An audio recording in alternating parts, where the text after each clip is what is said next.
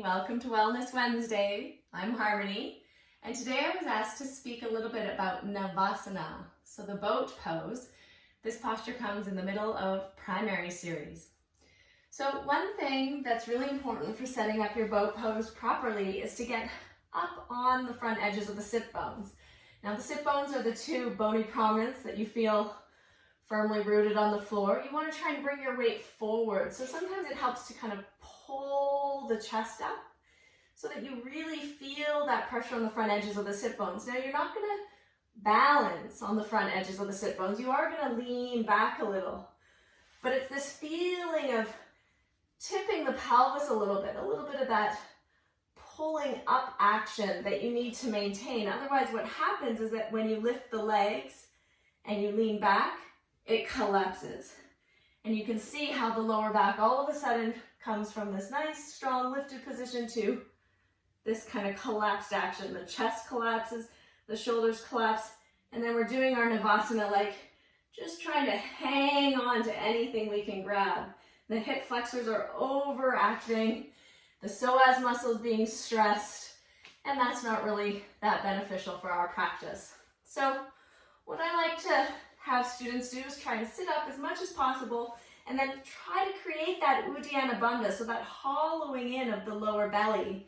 So you really feel a scooping action around the pubic bone up towards the navel. That's going to help to neutralize the psoas muscle from over engaging, and also the hip flexors a bit, and start to tone the abdominal muscles. And then really learning to balance with the legs bent is step one. Straightening the legs is the last thing you want to do, actually. You can really pull the belly in, lean back, and keep the belly pulled in Uddiyana Bandha. Squeeze the thighs together strongly. And sometimes if you're just practicing, you might even want to take a block, and you could put the block between your legs to help train yourself to have that inward rotation. It doesn't work so good if you extend the legs all the way up, but keep them bent and just train your thighs and your legs to squeeze inward so that you can get that deep toning of the abdomen in the posture. And so while you're lifting, the shoulder blades are pulling down the back, shoulders moving down away from the ears. You're squeezing the legs, pulling the abdomen in, and maybe you start to see if you can balance here. And then maybe after some time, you can straighten the legs. Have that inward rotation happening through the legs. So the thighs are rolling in towards each other.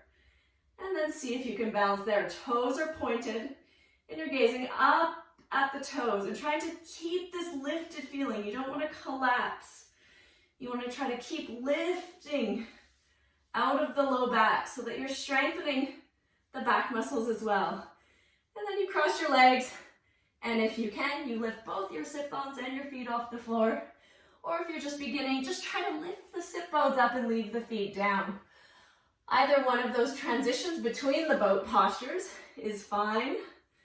So squeeze, roll the legs in, set up the correct position through the belly, through the lower abdomen, staying strong and lengthened through the back before you go into the posture.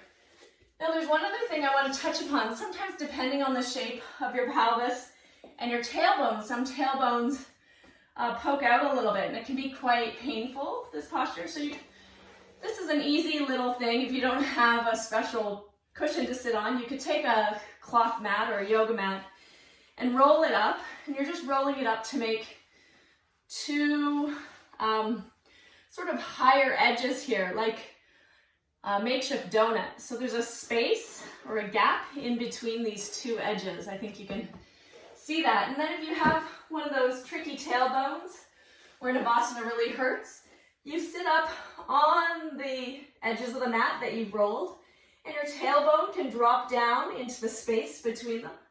And it's the same techniques, pulling the belly in, trying to keep the lower abdomen drawing into the base of the spine, using the stomach muscles to hold the legs, not letting the hip flexors take over, staying long and lengthened in the back, shoulders soft, no tension in the jaw or the neck, pointing the toes, cross, lift, down, and where you go. You can keep going 3 times, 5 times, as many times as you like. So those are my tips for Navasana. I hope that you find them helpful. And remember, inwardly rotate those legs, squeeze them together, and draw in the lower belly, hollow. Create the Uddiyana Bandha in the posture. Thanks for listening, and see you next week.